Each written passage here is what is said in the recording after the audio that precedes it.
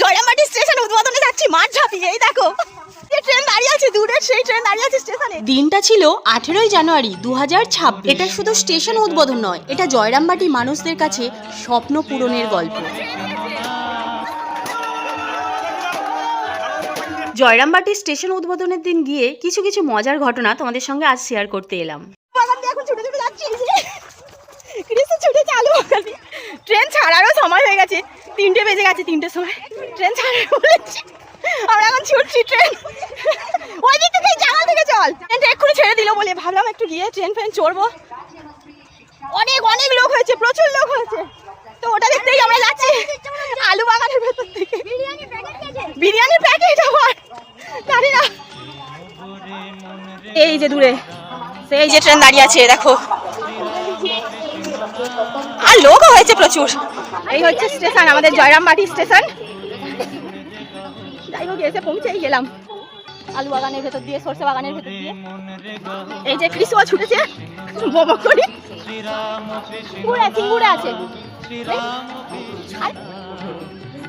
Finally আমরা মাঠ ঝাঁপিয়ে স্টেশনে এসে পৌঁছালাম। তখনও পর্যন্ত ট্রেন দাঁড়িয়ে রয়েছে, আর জয়রামবাটির মানুষজনেরা মনের স্বপ্ন পূরণ আর চোখের শান্তি দেওয়ার জন্য তখনও পর্যন্ত ভিড় জমিয়ে যাচ্ছে স্টেশনে। আজ যেন কি একটা আনন্দের উৎসব তাদের কাছে। আর হবে নাই বা কেন, একটা সময় মা শারদা আর রামকৃষ্ণদেব পায়ে হাঁটা পথে রওনা দিতেন এখান থেকে দক্ষিণেশ্বর। কিছু কিছু মানুষ এখনো এখানে আছে, অনেক বৃদ্ধ হয়ে গেছেন তারা, এখনো পর্যন্ত তারা ট্রেনে চড়েনি কোনোদিন। আর মায়ের বাড়িতে এসে জয়রামবাটি, এখানকার মায়ের সন্তানদের মনের ভাবনাগুলো যখনই নিজে কল্পনা করছিলাম, তখন সত্যি বলতে কি আমারও তখন নিজের মনে হচ্ছিল যে আমিও বোধহয় কোনোদিন ট্রেন চড়িনি, এই প্রথমবার ট্রেনে উঠব। মানুষজনের ভিড়টা খালি দেখতে পাচ্ছ। আমরা নেমে আসবো, এক্ষুনি নেমে আসবো। একটু সাইড দেন।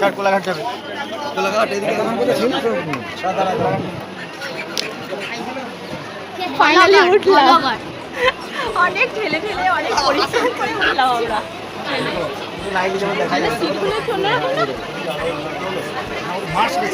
চলো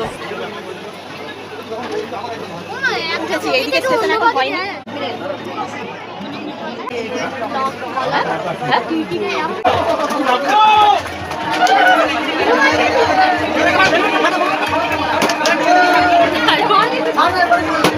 সত্যি তো ছেড়ে দিয়েছে।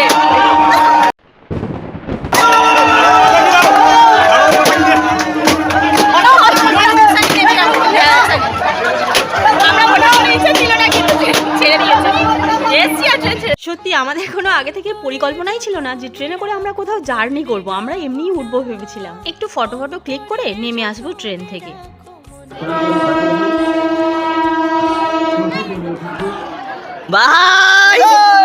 মানুষজন এত আনন্দিত হয়েছিল সেই দিন, কারণ তাদের এত বছরের স্বপ্ন পূরণ হলো আজ। মানুষের উল্লাস প্রচুর। এটা অনেক দিন থেকে স্টেশনটা হচ্ছিল। আপনাদের কেমন লাগছে?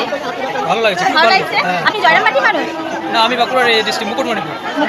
আমরা এই যে স্টেশনে আমরা কাজ করেছি। আপনারা করেছেন? রানিং আছি কাজে। আচ্ছা, মানে এটা অনেক বছর ধরে তৈরি হচ্ছে? হ্যাঁ, 3 বছর হয়ে গেছে। 3 বছর কাজ হচ্ছে? হয়ে গেছে, এখনো রানিং আছে, 6 পর্যন্ত হবে। কামারপুকুর হয়নি বলে এদিকটা চালানো হয়নি। এদিকে চালা হয়েছে, কিন্তু একটা সাকসেস হয়ে এটা ভালো লাগছে আজকে, তাই তো? খুবই ভালো লাগছে। আপনাদের ভালো লাগছে তো? Heavy heavy. সবাই খুব আনন্দিত। এটা নেক্সট স্টেশন কোথায় কি দাঁড়াবে? গোপীনাথপুর। আমরা তো জানি না, নতুন উঠলাম, মানে ওখানে নেমে আবার গাড়ি করে আসতে পারবো এখানে? আচ্ছা, গোপীনাথপুর আমরা চড়ার জন্য। আচ্ছা, সবাই এখানে চড়ার জন্য আনন্দ করে আর কি ট্রেনে উঠেছে। চলো সামনের দিকে চল। আজকেও অনেকে টিকিট কেটেছে। কেমন লাগছে ট্রেন চড়ে? ভালো। তোমার তোমার তুমি দেখাও। দুই ধারে সবুজে সবুজ, যেন মনে হচ্ছে আলু বাগানের বুক চিরে ট্রেনটা হাসতে হাসতে দৌড়াতে দৌড়াতে চলেছে। ম্যাডামের জন্য আমরা ট্রেনে চড়তে পারলাম, ঠেলে ঠেলে আসলে বলে তাই, নাহলে আমরা চড়তে পারতাম না। ও ঠেলে ঠেলে আসলে তাই আমরাও চড়ে নিলাম। আর যেই না ট্রেনে উঠেছি, মানে 1 মিনিট হয়েছে, ট্রেনটা ছেড়ে দিয়েছে। আমাদের জন্য অপেক্ষা করছিল ট্রেনটা কখন চাপবো। যেই না উঠেছি সেই আমরা ট্রেন ছেড়ে দিয়েছি। যত ভিড় ঠেলে ঠেলে ট্রেনে উঠলাম, ট্রেনে হয় নেই। অনেকেই আমাদের মতো এরকমই আছে, শুধু ট্রেনে চাপার এমনি চড়ার জন্যই উঠেছে, গন্তব্যস্থলে কোথাও যাওয়ার নেই। সেই জঙ্গল নেক্সট স্টেশনে নেমে আমাদের বাস ধরে আবার রিটার্ন আসতে হবে, কারণ এই ট্রেনটা আর রিটার্ন আসবে না। এইসব মানুষজনেদের দেখছো, এরা সবাই জয়রামবাটির মানুষ। এরা শুধুমাত্র ট্রেনটা চড়ার জন্যই আজ উঠেছে।